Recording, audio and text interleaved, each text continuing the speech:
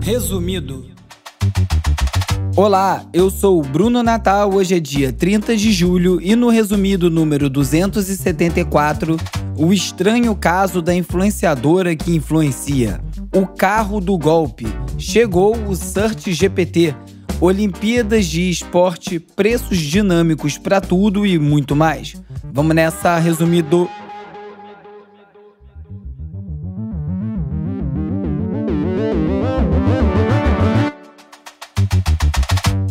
Olá, resumista! Esse é o Resumido, um podcast sobre cultura digital e o impacto da tecnologia em todos os aspectos das nossas vidas. Eu não sei se você sabe, mas eu não faço resumido sozinho e muito menos é só gravar esses 20 e poucos minutos, né? Para construir cada episódio tem todo mundo que você ouve ali nos créditos no final do programa. Tem roteiro, tem pesquisa, tem edição de áudio, tem bastante trabalho de edição desse conteúdo. Então, se você quiser ver esse projeto continuar, não deixe de participar fazendo uma assinatura no catarse.me/resumido ou então colaborando mensalmente através do Pix, brunonatal@resumido.cc. A chave é esse e-mail e assim o Resumido continua. E também, se você ainda não fez isso, não deixe de se inscrever na newsletter O Futuro Explicado. Tem um link para fazer isso lá no resumido.cc. Aliás, em breve vem mais novidades no Resumido, hein?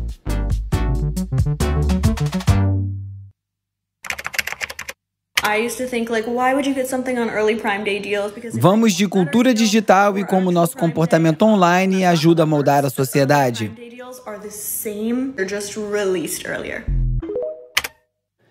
Essa voz que você ouviu é de uma influencer que está processando uma outra influencer nos Estados Unidos por supostamente ter copiado não só os seus looks, mas a sua vibe como um todo no Instagram e no TikTok. O caso diz muito sobre como anda cinza a linha do que é considerado conteúdo original na internet e o que é cópia. Em plena era dos memes, que por definição são cópias e variações de alguma outra criação, numa cultura de redes sociais em que a imitação é chamada de paródia, em que publicar conteúdo de terceiros sem autorização é visto como ajudar a aumentar a visibilidade e que copiar na cara dura é chamado de usar como referência, essa discussão sobre o que é cópia ou não é bem válida. Ainda mais quando a gente pensa que o trabalho de uma influencer é influenciar e que a cópia é o resultado mais óbvio, né? Voltando ao processo delas, a Sydney Nicole Gifford está acusando a Alissa Shield de copiar os seus looks, poses e a estética, depois das duas terem feito um trabalho juntas e a Alissa ter bloqueado a Sydney. A influencer original, com muitas aspas, a Sydney, chegou a pedir legalmente para que a Alissa deletasse os posts das suas redes, o que ela não fez. E foi isso que motivou a Sydney a processar a Alissa por roubo de marca. A maioria dos especialistas em direitos autorais que foram ouvidos por uma reportagem da Bloomberg sobre esse caso disseram que o processo movido pela influencer original é muito fraco do ponto de vista jurídico. Isso porque o conteúdo que a Sydney subiu nas redes sociais, combinações de roupas e poses, tecnicamente não configuram uma marca. Eu visitei os perfis das duas no TikTok e no Instagram e não tem nada de original por lá em nenhum dos dois perfis. São fotos e vídeos de produtos sem nenhuma personalidade, na maior parte tentando gerar vendas através de links da Amazon para ganhar comissão. O caso em si parece fútil, mas isso não muda o fato de que a gente vive um verdadeiro faroeste de autoria nas redes sociais hoje em dia. Esse caso levanta algumas discussões sobre a lei de direito autoral e a aplicação de marca no contexto das redes sociais. Se a Sydney, que é a influencer original, venceu o processo, isso pode abrir um precedente sobre como o mercado de mídia online deve ser regulado, já que várias influencers podem alegar que são pioneiras ou detentoras de determinada pose ou combinação de pose com roupas e por aí vai. Imagina se uma influenciadora gigante como uma Kim Kardashian da vida decide acionar os advogados, que confusão que isso não ia dar. Propriedade intelectual é um assunto muito sério e as redes sociais são possivelmente o maior campo de batalha para quem se sente lesado por cópia de conteúdo e pela reprodução desenfreada sem autorização. Na maior parte das vezes, as pessoas só deixam de lado, seguem as suas vidas. Tem muito artista que é copiado na internet, que entende como elogio ou como curso natural da arte evoluindo. porque entende que o processo de cópia faz parte da evolução da produção artística como um todo. Mas nem sempre é assim. O Tribunal de Justiça de São Paulo proibiu a Carreta Furacão de utilizar a imagem do personagem Fofão nas apresentações e determinou uma indenização de R$70 mil para a família do criador, o Orival Pessini. A Carreta Furacão é aquele fenômeno online de uns dançarinos fantasiados de Fofão, de Capitão América, que saem dançando por aí num trenzinho. E a corte considerou que a alteração do nome para Fonfon configurou o plágio. A defesa da Carreta argumenta que se trata de uma paródia, de uma homenagem, mas a decisão reafirma a necessidade de autorização do autor para uso das suas criações. Às vezes a obra original é completamente alterada, mas isso não significa que o resultado é necessariamente bom. Porque olha só o que o Felício Music fez com o IA no seu projeto chamado Red Hot Chili Peppers de Camelô. Ela nasceu no estado de Sergipe, o pai era baby, a mãe dela era hippie, com gosto de queijo. Sou tão afim de uma feijoada. Sou tão afim. É mole? Se esse tipo de comportamento online, que hoje não apenas está normalizado, como é incentivado pelas plataformas, através de ferramentas para você copiar o conteúdo, o tal do remix no TikTok, no Instagram, o ponto se isso é certo ou não é que é a questão. É um debate parecido com um outro, muito atual, sobre se o resultado gerado por ferramentas de inteligência artificial generativa, como o ChatGPT ou o Midjourney, treinadas com toneladas de materiais de terceiros, pode ser considerado original. De toda forma, é bom acompanhar o caso das influências, porque dependendo do que acontecer, pode ser melhor até você dar uma conferida para ver se não é melhor fazer uma limpa no seu feed para garantir que você não copiou ninguém.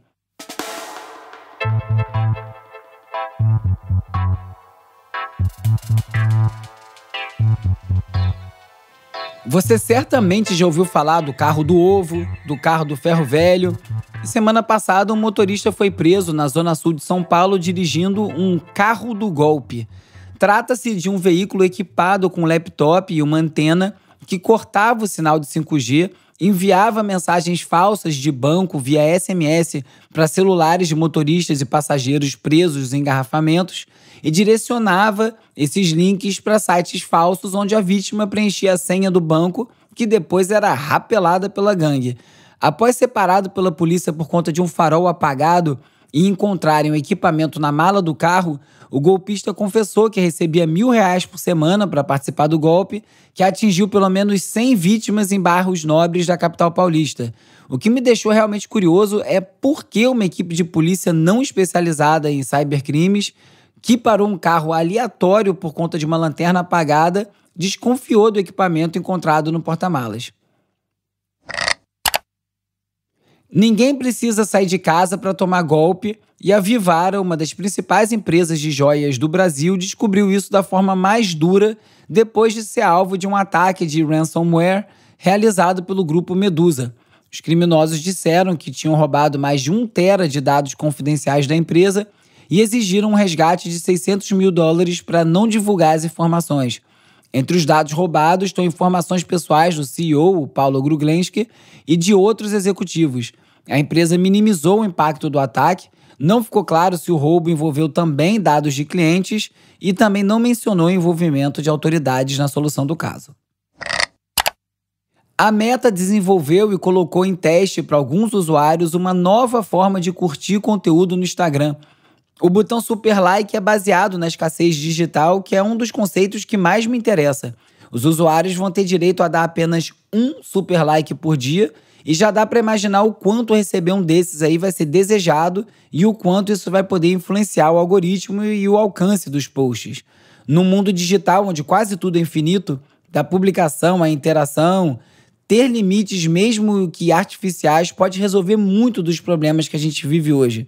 Imagina ter que pensar bem sobre o que postar. Ah, que saudade do Fotolog, né? A Meta ainda não comentou nada oficialmente sobre a novidade que foi divulgada por aqueles pesquisadores que ficam fuçando código de app até descobrir esse tipo de coisa.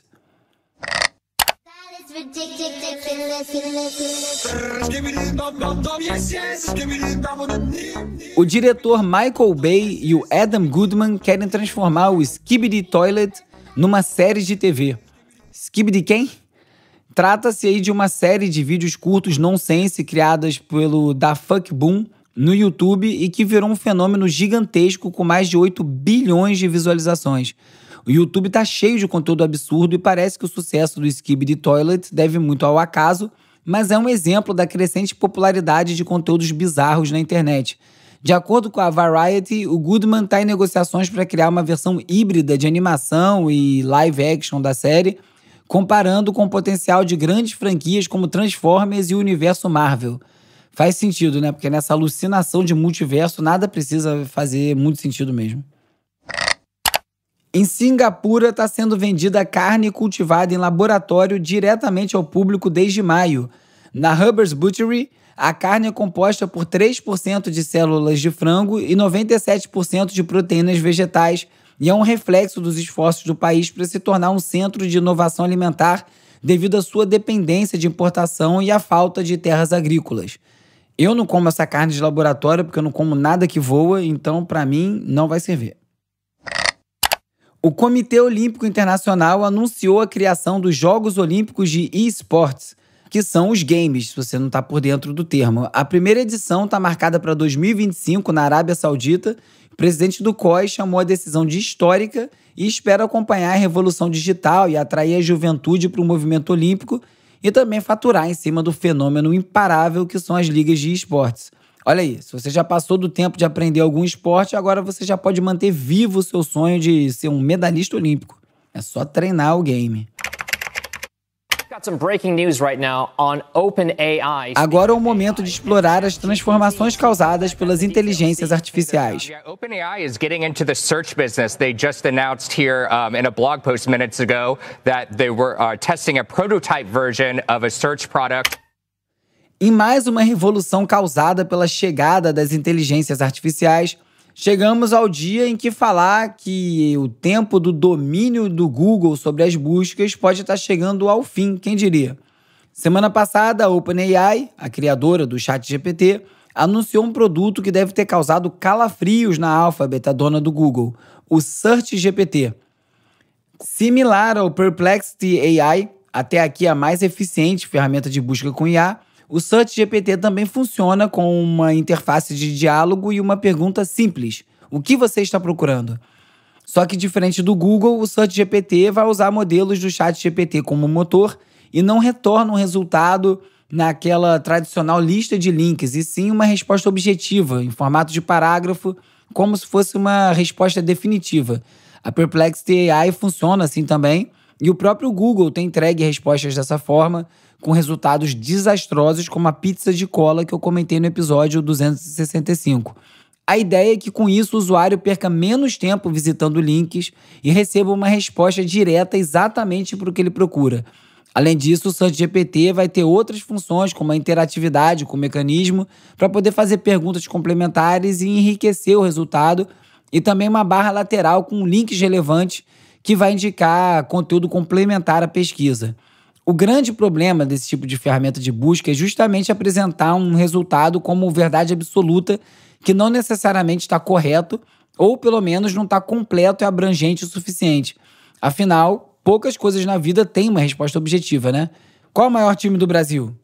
Flamengo, mas essa aí também tá fácil. Flamengo! Para tentar resolver parte desse problema, a OpenAI fez parcerias com diversos veículos de notícia de boa reputação, como a Associated Press, a Vox Media e o Wall Street Journal, para garantir que o banco de dados esteja sempre abastecido com conteúdo de qualidade. Segundo a OpenAI, a parceria é contínua e os veículos vão poder oferecer contribuições para melhorar os resultados do SearchGPT. E também tem a possibilidade de controlar a maneira como esse conteúdo vai aparecer para o público final, que é uma grande diferença para o Google que a gente conhece hoje. Mesmo assim, as ações da OpenAI tiveram uma queda no mesmo dia do anúncio. O SearchGPT ainda está em período de testes e tem uma lista de espera para quem quiser experimentar. E claro, a ferramenta vai ser gratuita no início, mas depois deve ser paga, porque é isso que a acionista quer ouvir, né? O Google tenta se defender como pode e fez um acordo exclusivo com o Reddit pelo direito de indexar totalmente o conteúdo do maior fórum da internet, tanto para oferecer resultados de busca quanto para alimentar o seu modelo de linguagem de IA. Isso significa que buscadores alternativos como o Bing, DuckDuckGo, Mojik não vão mais poder retornar resultados completos a partir de buscas no Reddit. Se a internet das últimas décadas foi moldada para atender os algoritmos do Google, talvez a gente veja algo novo surgir. Tomara que seja bom.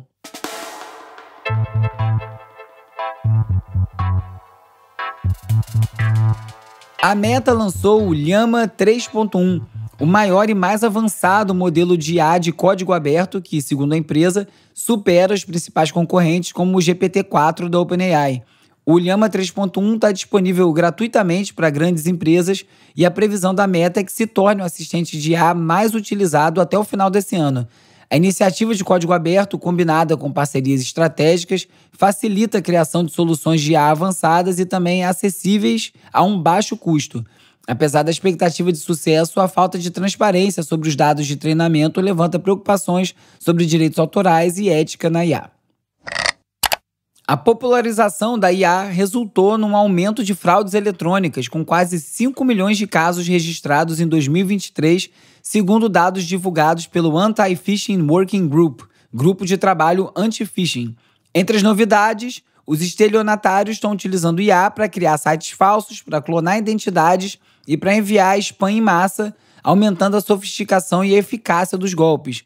Ferramentas como o FraudGPT, FraudeGPT, disponíveis na Deep Web, ajudam criminosos a espalhar conteúdos convincentes e sem erros ortográficos. Nos Estados Unidos, a Comissão Federal de Comércio, a FTC, na sigla em inglês, está investigando o uso de preços de vigilância alimentados por IA.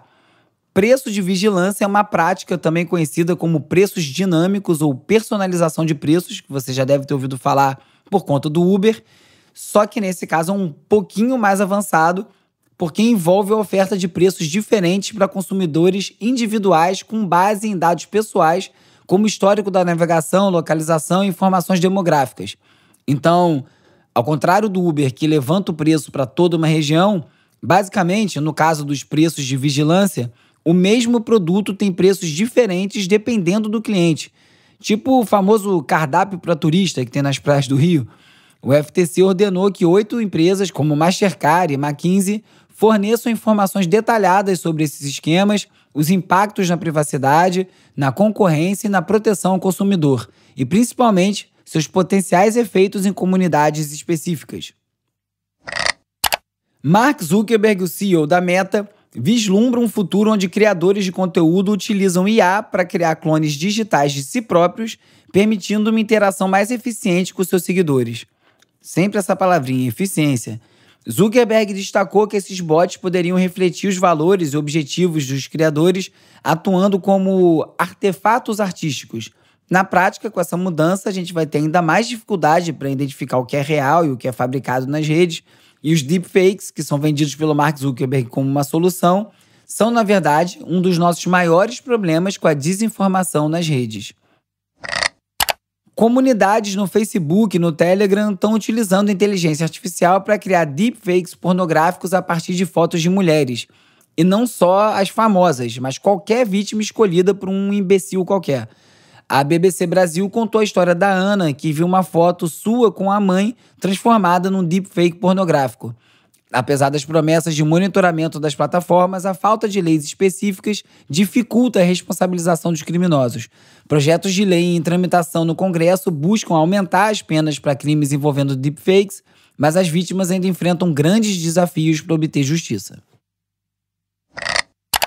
Cientistas da Evolutionary Scale desenvolveram um modelo de IA ESM3 que é capaz de criar proteínas que não existem na natureza, o que é uma revolução na biologia sintética. Treinado em quase 3 bilhões de proteínas, o ESM3 pode gerar novas sequências proteicas com funções específicas, como a ESM-GPF, que é uma nova proteína fluorescente. Isso abre possibilidade de descobertas de novos medicamentos, de formas de acelerar a degradação de plásticos, e a coisa toda ainda está no campo da teoria, ainda tem que ser testada na prática, mas é muito bom ver um uso de IA no avanço da ciência.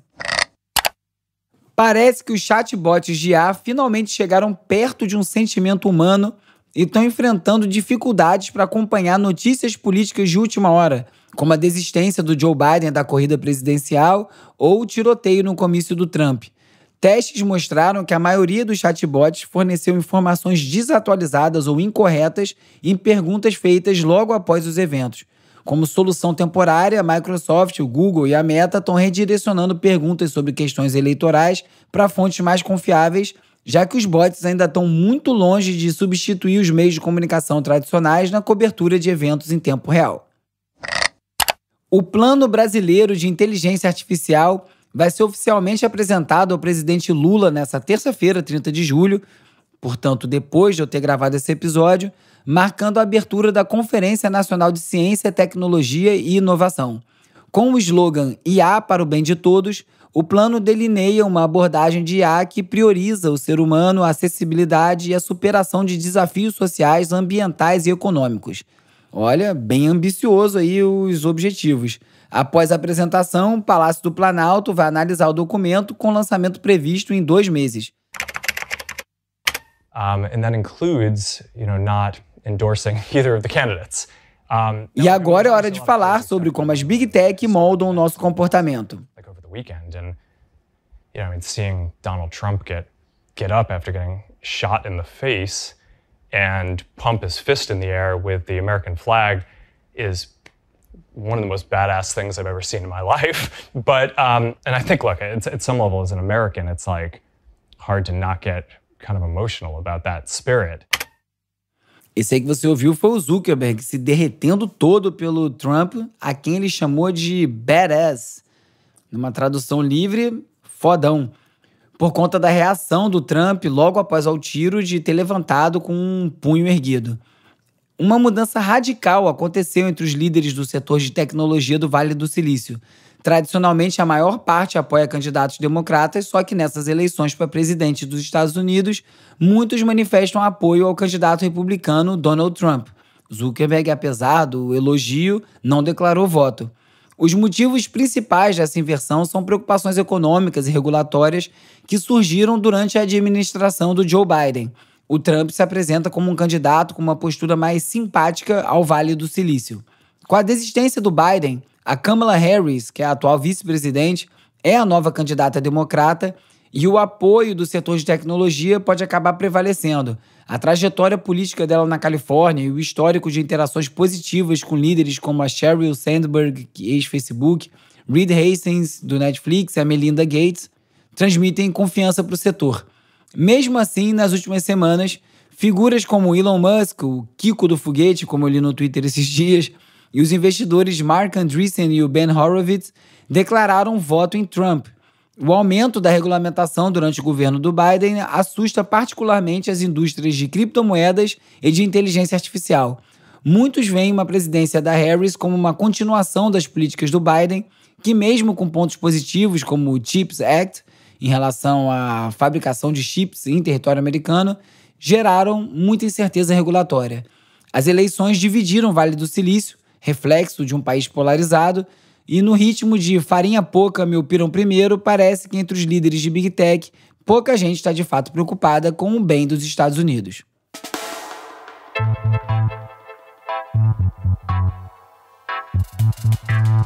Num artigo para Free Think, o Chris Dixon falou sobre como as maiores tendências tecnológicas costumam ser percebidas como brinquedos e inicialmente são subestimadas pelos gigantes da tecnologia. Exemplos incluem o telefone, os PCs e, mais recentemente, o TikTok. Segundo a teoria da inovação disruptiva, as tecnologias tendem a melhorar mais rápido do que as necessidades dos usuários, o que permite que startups desafiem as empresas estabelecidas a oferecer produtos mais simples e acessíveis. O Ministério Público do Brasil acionou a Justiça para multar o WhatsApp em R$1,733 bilhão devido a políticas de privacidade adotadas em 2021 que obrigavam os usuários a aceitarem o compartilhamento de dados com outras empresas da Meta. A ação destaca que a Meta trata os dados dos usuários brasileiros de forma diferente dos europeus, apesar da Lei Geral de Proteção de Dados brasileira ser bem semelhante à europeia. Para os especialistas, o motivo da diferença é de interpretação e fiscalização das leis, não exatamente da legislação em si. Um relatório da Mozilla Foundation e da AI Forensics revelou que a versão TikTok Lite, popular em mercados dos países em desenvolvimento, não rotula conteúdo gerado por IA, nem oferece outros cuidados que estão presentes na versão completa do aplicativo que roda nos países desenvolvidos. Essa falta de proteção coloca os usuários desses locais em desvantagem, especialmente em relação a conteúdos enganosos. O TikTok contestou as alegações e afirmou que a versão Lite remove conteúdos que violam regras e possui funcionalidades de segurança.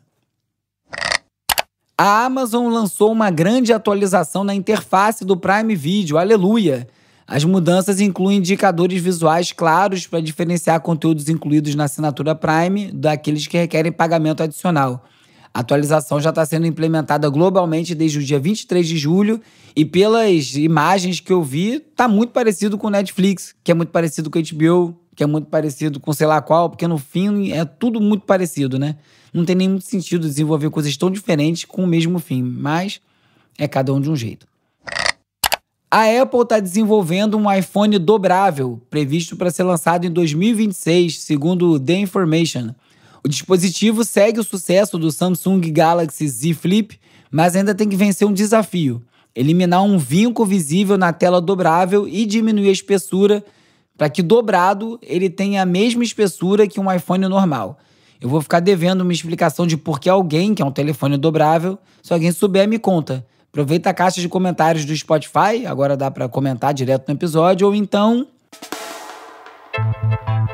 fala comigo no @resumido.podcast no Instagram, no TikTok, no Threads ou no @urbe, URBE no Twitter.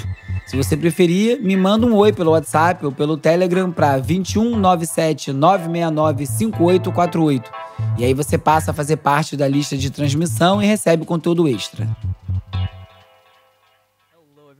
Welcome back. My name is Pat, and I'm one of the people that have been making these 1950s Panavision-style movie trailers. Hora de relaxar com as dicas de ler, ver e ouvir. I've been on YouTube, and I've been a filmmaker for way longer than I care to admit. I love doing it, and I love this new medium that is AI filmmaking, and these little trailers are an excellent way to practice. Um entusiasta do cinema e youtuber tá fazendo sucesso com trailers de filmes modernos reimaginados com uma estética vintage, criados com IA, lógico.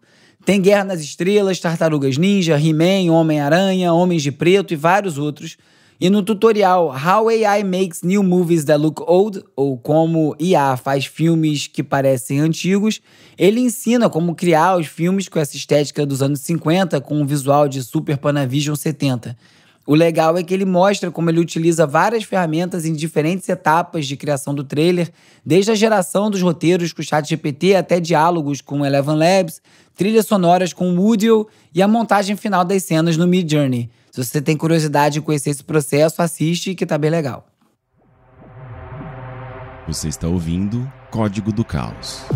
Quem assina a newsletter O Futuro Resumido sabe que eu tenho feito uma troca de gentilezas com vários criadores de conteúdo que eu gosto, trocando dicas dos seus diferentes veículos. Então, a dica de hoje vem aqui no podcast porque é um outro podcast. É o Código do Caos, do Rick Sampaio. Diz aí, Rick. Olá, ouvintes do Resumido. Eu sou Henrique Sampaio e o Código do Caos é um podcast sobre cultura digital, no qual a cada quinzena eu converso com um especialista sobre como a tecnologia vem impactando as nossas vidas. Trabalho plataformizado, inteligência artificial, discurso de ódio, regulação, tretas de redes sociais e por aí vai. No Código do Caos não tem achismo nem papo furado. Aqui você ouve quem melhor entende sobre esses assuntos falar de forma clara e acessível. Te convido a procurar pelo Código do Caos e ouvir um episódio.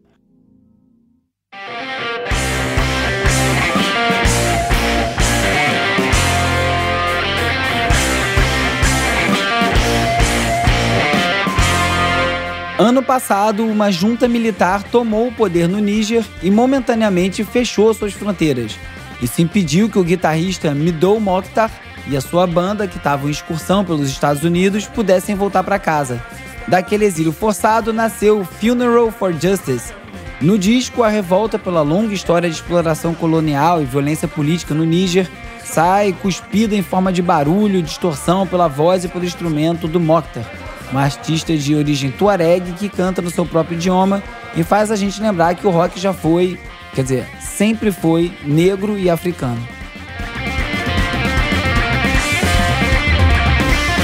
Nesse episódio, você ficou sabendo do caso de uma influenciadora que processou outra influenciadora, do carro do golpe, do lançamento do SearchGPT, do anúncio das Olimpíadas de eSport, da implementação de preços dinâmicos em diversos setores, das expectativas do Vale do Silício para as eleições dos Estados Unidos e muito mais. Se você gosta do Resumido e quiser me ajudar, não deixe de recomendar para mais gente. Ajuda muito, é muito importante. E também não deixe de curtir, assinar, seguir, dar 5 estrelinhas na plataforma que você estiver escutando esse episódio agora. O Resumido é produzido e apresentado por mim, Bruno Natal. O roteiro é escrito por mim, pelo Agenor Neto, com a colaboração do Carlos Calbuque Albuquerque. O Cauê Marques coedita o roteiro, a newsletter O Futuro Explicado e as redes sociais, contando com animações do Peri Selmanman. A edição e mixagem é feita pelo Miguel Mermelstein, a foto da capa é do Jorge Bispo e o tema original foi composto pelo Gustavo Silveira. Eu sou o Bruno Natal, obrigado pela audiência e semana que vem tem mais Resumido.